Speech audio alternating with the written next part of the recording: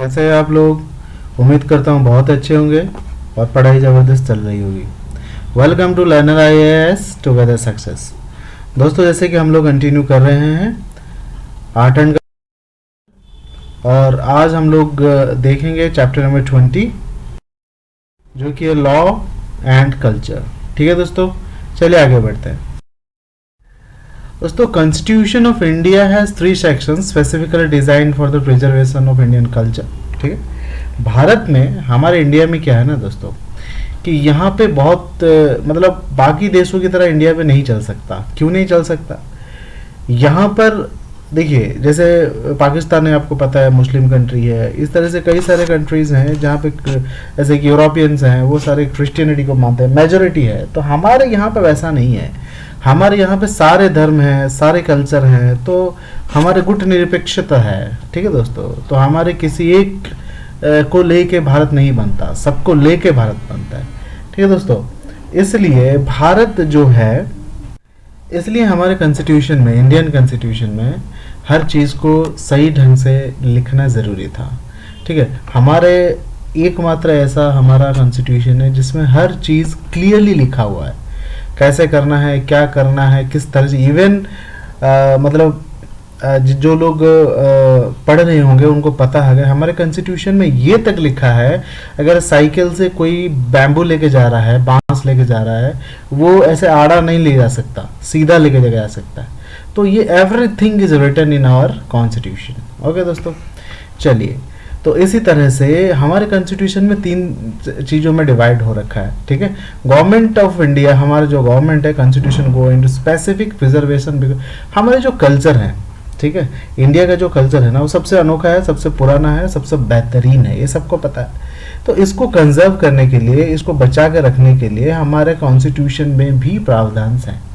ठीक है, जैसे कि हम लोग कुछ आर्टिकल्स हैं, डिस्कस कर लेते हैं हम लोग। ऐसे आर्टिकल 29 है, ये क्या करता है, माइनॉरिटीज़ का जो है इंटरेस्ट को प्रोटेक्ट करता है। कैसे?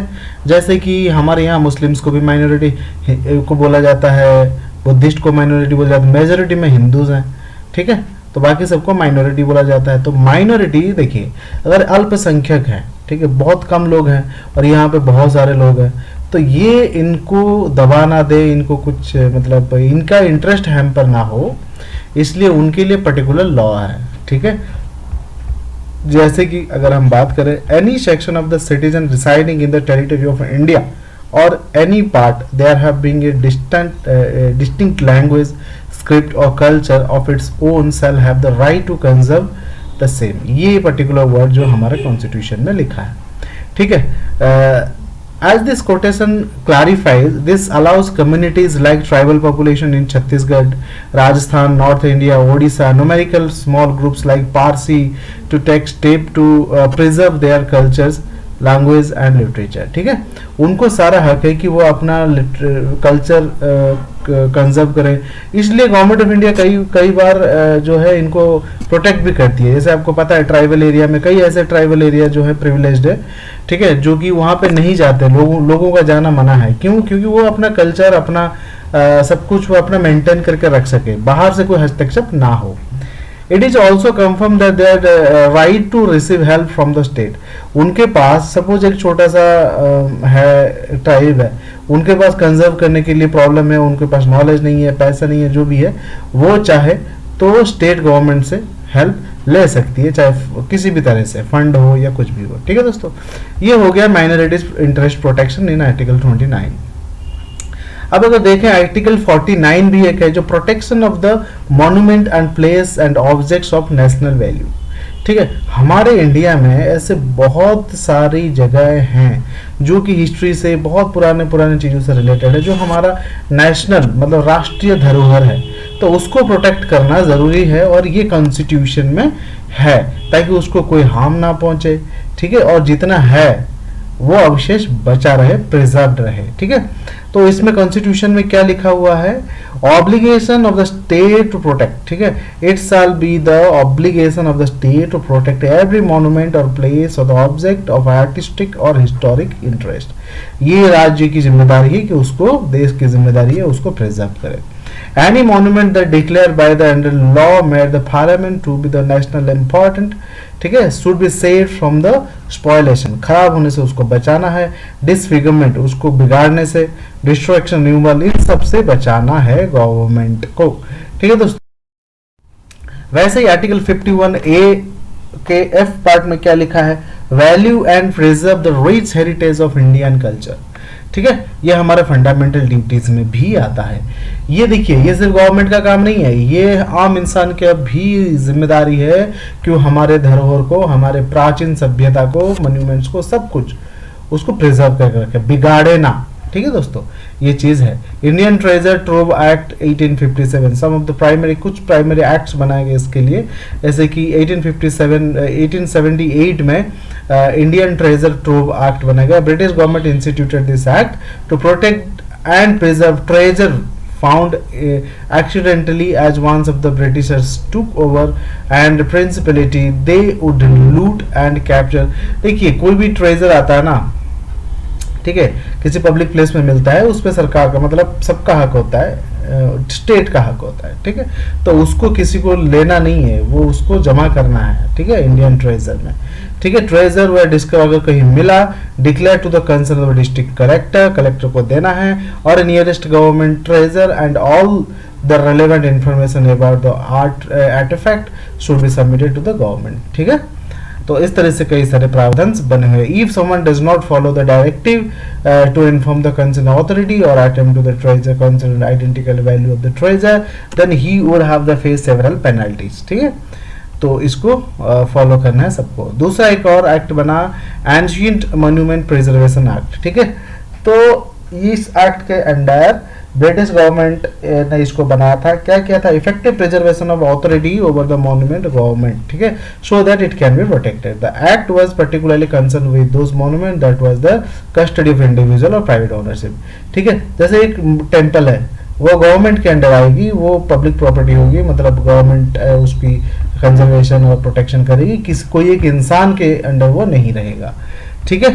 तो जो इससे क्या होता था, सेलिंग कोई इसके लिए एक्ट बनी थी, ठीक है, ancient monument preservation act which was first enacted इन 1904, ठीक है, वाज अमेंडेड इन 1932, अमेंड किया गया to be the ancient monument preservation amendment act further more in the 1958, ठीक है।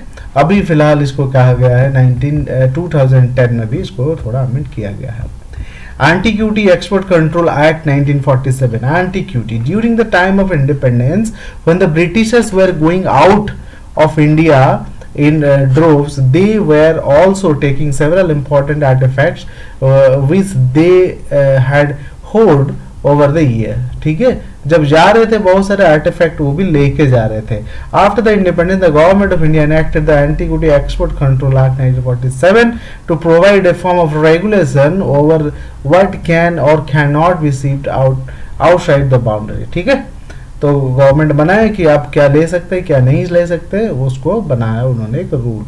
दो मेजर कंसर्न इसमें क्या था, director general, the director general has the issue the licence for any object that is being exported from India, director general, ठीक है, तो उसके परमिशन लेना पड़ेगा, ठीक है। तो ये चीजें हैं, इसको थोड़ा सा देखिएगा।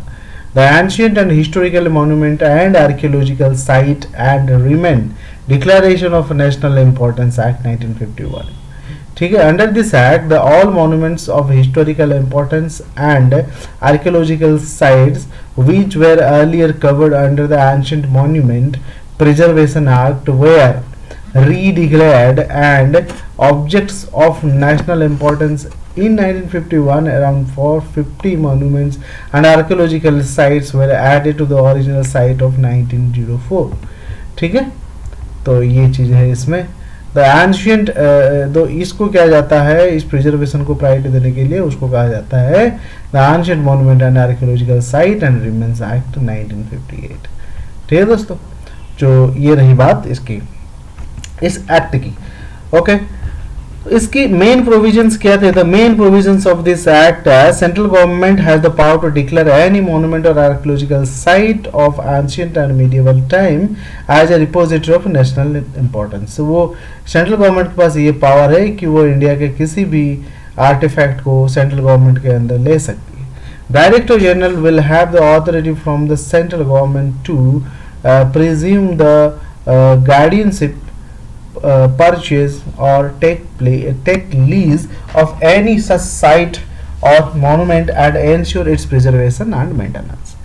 Okay, फिर बात आती है delivery of books public libraries. ठीक है, तो 4 नेशनल लाइब्रेरीज हैं हमारे। Example, national library in Delhi, Kolkata. The government could have fine any publisher who does not follow this provision। ठीक है, इस प्रोविजन में है क्या? This act applies to whole of India with exception of Jammu and Kashmir. अब ये भी नहीं रहा, अब तो इसको भी हमने ऐड कर लिया है बाय एलिवेटिंग और बाय डिस्पोजिंग द 370 एक्ट। ठीक है, तो उसके आर्टिकल 370 के बाद हमने तो अभी हमारा है integral part.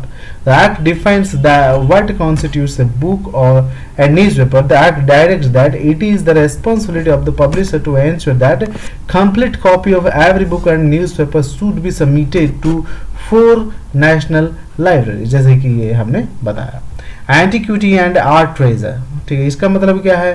The act was acted for the effective control over the movable cultural property consisting of any type of the art jobs and antiquities।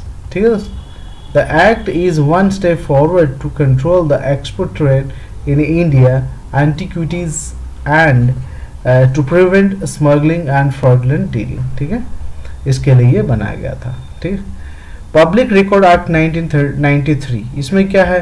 enacted as the behest of the Department of Culture which imposes and government to permanently preserve records in the public domain, जिसको सब लोग देख सके, ऐसे सब any document, file, manuscript. ठीक है, कुछ भी।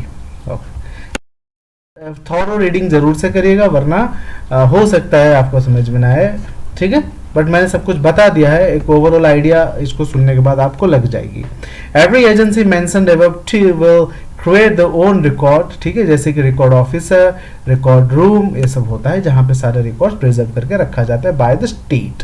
ठीक है, फर्दर मोर इसमें क्या है? Record officer will responsible for the maintenance of the records in every 25 years. ठीक है, हर 25 साल में उसको देखा जाता है, उसको में कुछ डिलीट होता है, कोई ऐड होता है, कोई मॉडिफाई होता है। ठीक है, इस तरह से ये किया जाता है। ओके दोस्तों, ये कुछ प्रैक्टिस क्वेश्चंस है जैसे। ठीक है, इसको ज़रूर से एक बार देख लीजिएगा, मजा आएगा आपको होगा। ठीक है, इसमें इतना क्वेश्चन आता नहीं है, फिर भी आप ये दोनों क्वेश्चन प्रैक्टिस कर सकते हैं। ठीक है दोस्तों, चलिए ये चैप्टर खत्म होता है, चैप्टर नंबर 20। अपना मतलब इसको पढ़ते रहिए और हम लोग आगे चल के फिर ज़रूर से नेक्स्ट चैप्टर देखेंगे और आगे बढ़ते रहेंगे। ठीक है दोस्तों, धन्यवाद सीरीज देखने के लिए और अपना ध्यान रखिए, पढ़ते रहिए। जय हिंद।